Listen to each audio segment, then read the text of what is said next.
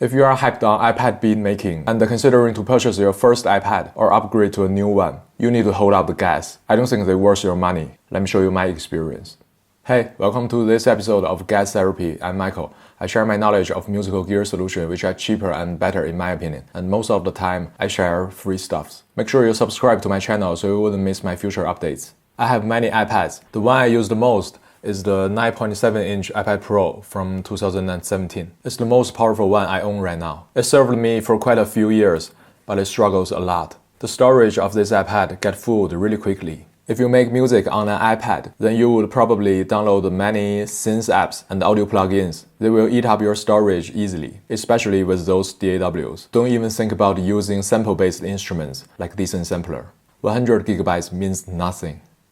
Even if you only work with the apps you already have, if you record audio while you are making music, it will still eat up your storage. And storage from Apple is not cheap at all. There's no way to upgrade by yourself, except paying extra money to Apple when you buy it. Just for reminding that a lot of Android devices still support using TF card for expand the storage, but Apple don't. It's really frustrating. Not only struggle with the storage, this so-called iPad Pro is not pro at all. The multitasking experience on this iPad is horrible. I really cannot open many apps at the same time. It only has 2 gigabytes of RAM and a weak CPU, which is even lesser and weaker than the most entry-level iPad model nowadays. How pathetic and ironic this Pro is.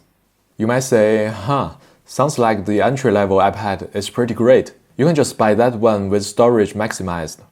Okay, for the CPU and the RAM part, it sounds great, but still it only has 256 gigs of storage. It won't hold up well for sample-based instrument apps. And it also has a poor unlaminated screen, which means it's more reflecting under sunlight, and it only has 1 speaker comparing to this one, which has 4. So the content consuming experience is actually a downgrade if I buy that one. So what about the higher end models like new Airs and new Pros? Welcome to the Dongle life. Apple just won't fit a tiny little 3.5mm headphone jack into those thick iPad Pro shells because they are hungry for your money. Apple sold a lot of 3.5mm headphone jack adapters through these years, and they designed this adapter to be weak and tiny just to make sure they are easy to break and lost, so they can make more money from the consumer. And it's not convenient if you want to make music with iPad. Usually you would connect a MIDI controller through this lightning port with an adapter called a camera kit. Yeah, Apple doesn't care about musicians at all. Then they would cover up one port of the iPad. If you are on new iPad Airs and Pros, then that would be the only one. So you're stuck with those poor speakers. Don't even think about using a Bluetooth speaker for music making. The audio latency will drive you crazy. Some may say that you can buy add-on adapters for new iPads. Type-C port is okay to supply more power for external devices, but that would easily add more money and make your iPad look bad, and also not convenient. Lots of content makers suggest their audience to buy new iPad Pros, and I believe there is honesty in their video. But I still think they do it on purpose for making more money from their affiliate links, and they choose to say what people would like to hear so they can get more views from YouTube and get paid. I'm sorry, but truth hurts. Okay, so if you don't care about the Dongle life and have enough money to buy the best one on market, then it would be the M1 iPad Pro with 1 or 2 terabytes of storage. How much would it cost? It's $1,500 at least.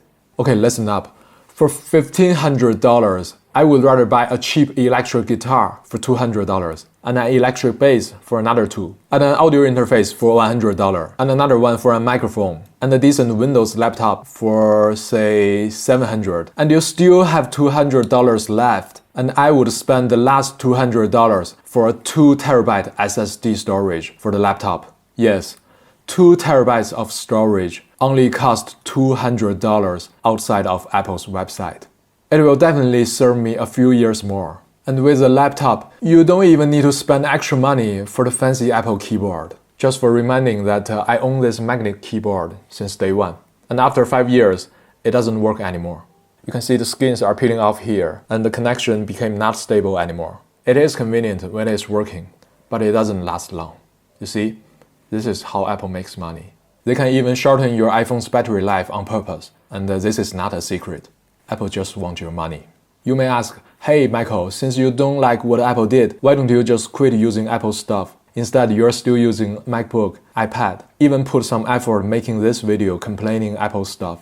Well, I use Apple's product because they are doing a great job in some part, but not in every part. I am quitting Apple's product. I don't use iPhone anymore, and I haven't bought Apple's new product for quite a few years. I complain about their product as I'm hoping that they can make better ones in the future, like those new MacBook Pros. They brought back more ports for the real pro users. If you don't tell a company what you don't like and stay quiet, then they would settle down and shitting on your head with their shitty products. And you will be the poor laboratory mouse dying without knowing there can be better products, and your life can also be easier. I believe that if Apple don't do a better job, then someday someone else will take it over, no matter if you are Apple or banana. Anyway, I'll stay with the iPad I already have. I don't think the new ones on the market worth my money. I'm gonna find another way out. So that's it for today's video. Leave a comment if you have any question. Don't forget to like, share, and subscribe to my channel for more future guest therapy. Also follow my Instagram and support me through Patreon to get other goodies there. I'm Michael, this is Guest Therapy, reminding you that gears don't matter, even this iPad. It's time to wake up. See you in the next one. Peace.